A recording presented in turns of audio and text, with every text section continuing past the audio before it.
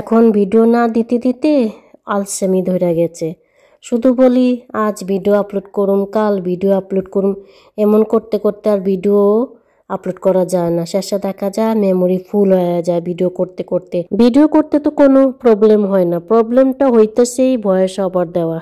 তো timely voice over দিতে পারি না বলেই যার কারণে ভিডিও আপলোড করতে অনেক লেট হয়। তো সবাই কেমন আছেন? আসসালামু আলাইকুম। আশা করি যে যেখানে আছেন সবাই ভালো আছেন। তো অনেক দিন পর আবারও চলে আসলাম ছোট্ট একটা ভিডিও নিয়ে। তো এখানে আমি আর কি চিকেন রোস্ট রান্না করতেছি। আজকে চিকেন রোস্ট আমি অন্যরকম ভাবে রান্না করতেছি। অন্যরকম বলতে কি, সবসময় তো কাটা পেঁয়াজ দিয়ে আমি রান্না করে থাকি। আজকে পেঁয়াজের পেস্ট দিয়ে আর কি রান্না করা। তো পেঁয়াজের পেস্ট দিয়ে রান্না করা মানে অন্যরকম একটা স্বাদ। তো এখানে আমি পেঁয়াজের সাথে আদা রসুনের পেস্ট, মরিচের গুঁড়া, জিরার গুঁড়া, গরম মশলার গুঁড়া, গোলমরিচের গুঁড়া, টেস্ট অনুযায়ী লবণ, সাথে টক দই। আরেকটা ইনগ্রিডিয়েন্টস আছে যেটা না দিলে আমার কাছে মনে হয় না যে আমি চিকেন রোস্ট রান্না করতেছি। আর সেই জিনিসটা দিলেই আর কি চিকেন রোস্টে অন্যরকম ফ্লেভার আসে। আর সেটা হচ্ছে পেস্তা বাদামের পেস্ট। বেসিক্যালি চিকেন রোস্টে মেন ইনগ্রিডিয়েন্টসই হচ্ছে পেস্তা বাদামের পেস্ট। এই তো পেস্তা বাদামের পেস্ট দিয়ে কিছুক্ষণ কষিয়ে নিলাম।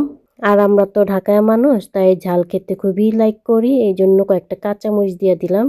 কাঁচামরিচ দেওয়ার আগে মানে নখটা একটু ভেঙে নিলাম, এতে কাঁচামরিচের ঝাঁজটা আর কি বের হইব। আর আমার হাতে মেহেদি পরা দেখতেছেন না, এটা আজকে লাগাইনি, এটা ছিল আমার ঈদের দ্বিতীয় দিনের বলক। ওই যে বললাম ভিডিও কইরা রাখি বাট টাইমলি ভয়েস ওভার দিতে পারি না, এই আর কি।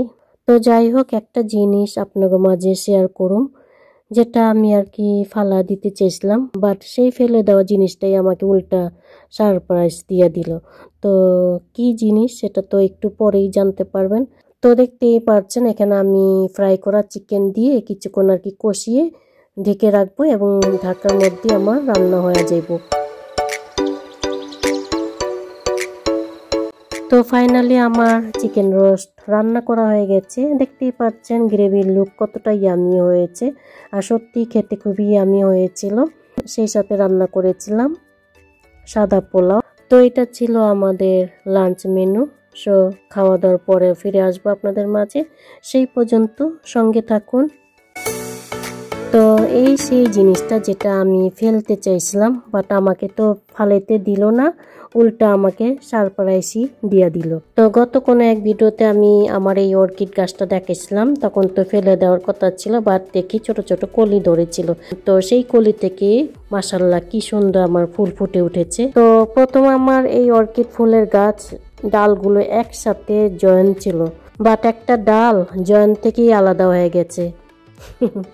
আর সেই ডাল থেকেই আবার দেখেন সুন্দর সুন্দর ফুল ফুটেছে, মাশাআল্লাহ। তো গাছটা এমনভাবে ঝুলে গেছে যে মানে কি দিয়ে আটকাবো, তখন আর কি মাথায় কাজ করতেছিল না, তাই আর কি আরেকটা টপে উপরে রেখে দিয়েছিলাম। ওই টপে আর কি গাছও ছিল, গাছটা অবশ্য কিছুটা নষ্ট হয়ে গেছে।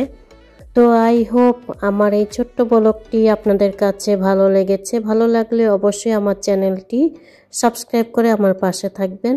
আজ এই পর্যন্ত, সবাই ভালো থাকবেন, সুস্থ থাকবেন। আল্লাহ হাফেজ, আসসালামু আলাইকুম।